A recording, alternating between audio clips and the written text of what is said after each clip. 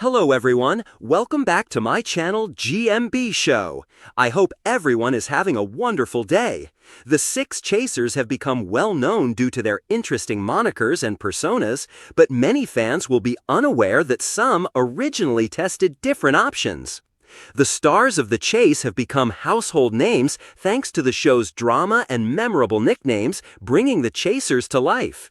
But many fans won't realize that there were a number of rejected nicknames tried and tested before the crew settled on the final personas. And surprisingly, host Bradley Walsh is responsible for almost all of the nicknames. While original chaser Mark Labette says he has been known as the Beast for years, partly due to his 6'6" stature and partly because it's the French translation of his name, others were tried and tested on set. One of those was Jenny Ryan, now known as the Vixen to fans.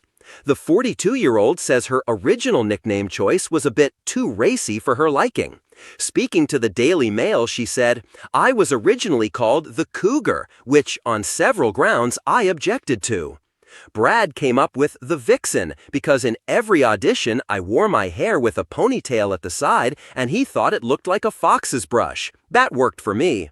Fellow chaser Ann Hegarty revealed she also objected to her initial nickname when she joined the show in 2010. The 66-year-old revealed her initial name on the show was going to be the Headmistress. She explained, "During rehearsals, Brad started referring to me as the Governess. I told the producers straight away I'd rather be called that. I thought it was more kinky." Professional barrister Sean Wallace, an original chaser alongside Mark, also considered another nickname from his Dark Destroyer moniker. During initial tests, Bradley referred to Sean as the Legal Eagle. But the 62-year-old was soon renamed, although he did initially have concerns about his new label. And while there has been criticism of the decision, Sean has defended the name. He says he is proud to be dark and black, but was initially worried that former professional boxer Nigel Benn also went by the Dark Destroyer. Benn held both the WBO middleweight and WBC super middleweight titles in the 1990s. Mark, meanwhile, says he has had meetings with ITV lawyers over his nickname.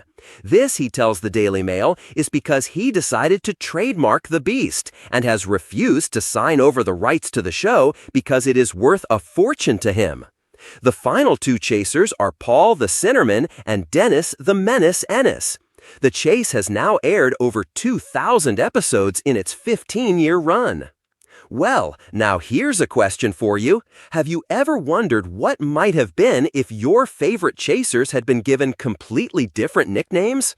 Well, believe it or not, some of the names originally pitched were so unusual, so cheeky even, that ITV had to turn them down.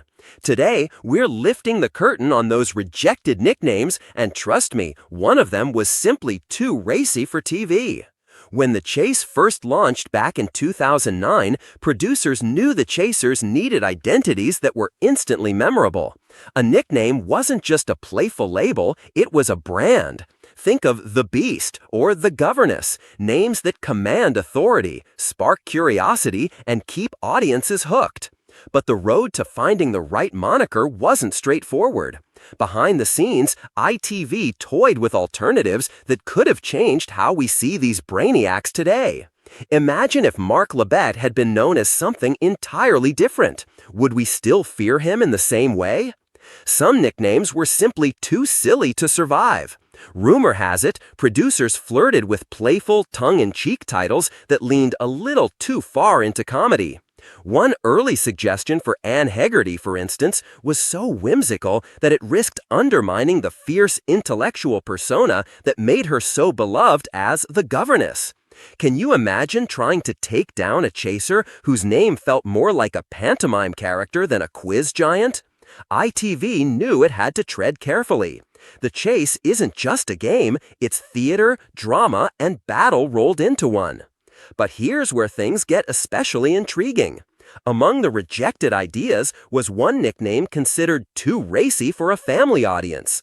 ITV wanted something bold, something fiery, yet when tested, it was deemed too suggestive, risking raised eyebrows across living rooms nationwide. While we can't reveal the exact phrase ITV shelved, insiders have hinted it was more at home in a late-night comedy show than a tea-time quiz. Just think for a moment. What if one of your chasers had carried a name that caused tabloids to explode, fans to debate, and grandparents to blush? The entire tone of the chase could have shifted overnight. And that's where the genius lies. By rejecting what didn't work, ITV stumbled on lightning in a bottle. The Cinnamon, the Vixen, the Dark Destroyer, each one perfectly balances intimidation with intrigue. They're names that feel earned. Fans don't just watch for the quiz, they tune in for the personas. And in the end, by discarding the silly and the saucy, producers gave us a lineup that feels iconic, timeless, and family-friendly. So the next time you sit down to watch The Chase, remember, behind every nickname lies a story of trial, error, and a few raised eyebrows in ITV boardrooms. We'll never know exactly how the show would feel if those racy nicknames had slipped through the net, but perhaps that's part of the magic. After all, what's in a name? Well, on The Chase, it turns out everything. And who knows, maybe, just maybe, there are still a few unrevealed nicknames sitting in ITV's vaults waiting for the right moment to make their mark.